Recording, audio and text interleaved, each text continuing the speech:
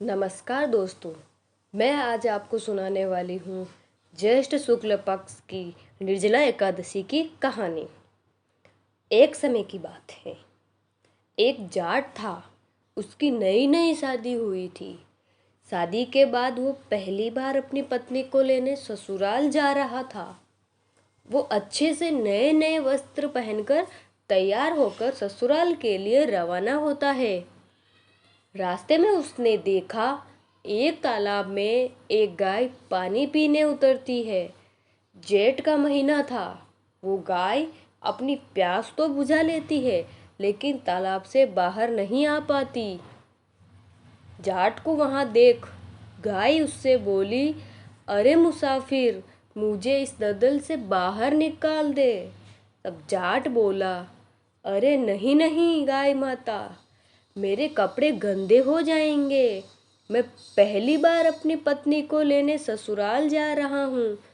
गाय बोली, अरे मूर्ख, आज निर्जला एकादशी है। तुझे पुण्य फल मिलेगा। मैं तुझे वरदान दूंगी, तेरी 7 पीढ़ियां तर जाएगी। लेकिन जाट नहीं माना। नाराज होकर गाय बोली, अगर तू मुझे नहीं निकालेगा तो मैं तुझे श्राप दे दूंगी। जा, तू अब से 8 प्रहर बाद गधा बन जाएगा। वो जाट डर गया और अब गाय से माफी मांगने लगा। लेकिन तब तक गाय तालाब में पूरी तरह डूब गई थी। यह देख जाट उदास हो गया और उदास मन से ही वो ससुराल पहुंचा।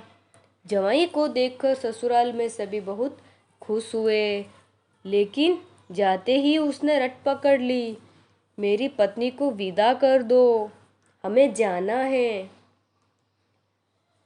हमें अभी जाना है। सभी ने विनती करी, जवाई जी एक दिन तो और रुक जाते, लेकिन वह नहीं माना। फिर उसकी पत्नी बोली, सब इतना कह रहे हैं तो आप रुक क्यों नहीं जाते। तब जाट ने उसे श्राप की सारी बात बता दी। तब उसकी पत्नी तुरंत उसके साथ वापस घर की ओर चल दी। 8 प्रहर के बाद जाट गधा बन जाता है। उसकी पत्नी उसे घर में लेकर बैठी रही। इस तरह कई दिन बीत गए। घर में अन्न धन कुछ भी नहीं बचा। तो वह अपनी पत्नी से बोला, तुम मुझे लेकर मजदूरी करने चलो। तब वह दोनों नगर के राजा के यहाँ मजदूरी करने पहुँचे। राजा के कुएं की खुदाई का काम चल रहा था। उसकी पत्नी अपने सर पर मिट्टी रखकर मिट्टी फेंकने जाती। सभी मजदूर उसे देखकर बोले, अरे बहन, जब तेरे पास गधा है तो तू इस पर बोझ क्यों नहीं ढोती? तुम क्यों बोझ उठाती हो? दूर से राजा यह सब देख रहा था। एक दिन राजा ने उससे पूछा, तुम्हारे पास गधा है तो तुम क्यों बोझ उठाती हो?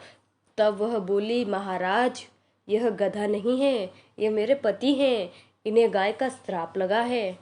उसने राजा को सारी बात बता दी।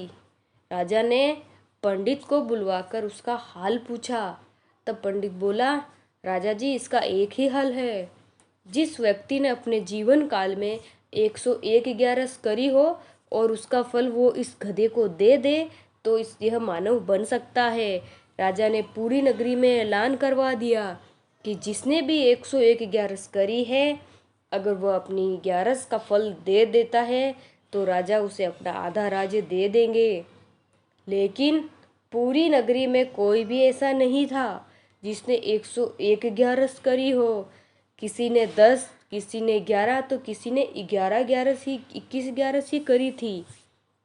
तब एक बुढ़िया आई और बोली, राजा जी, मैंने पूरी 101 ग्यारस करी है।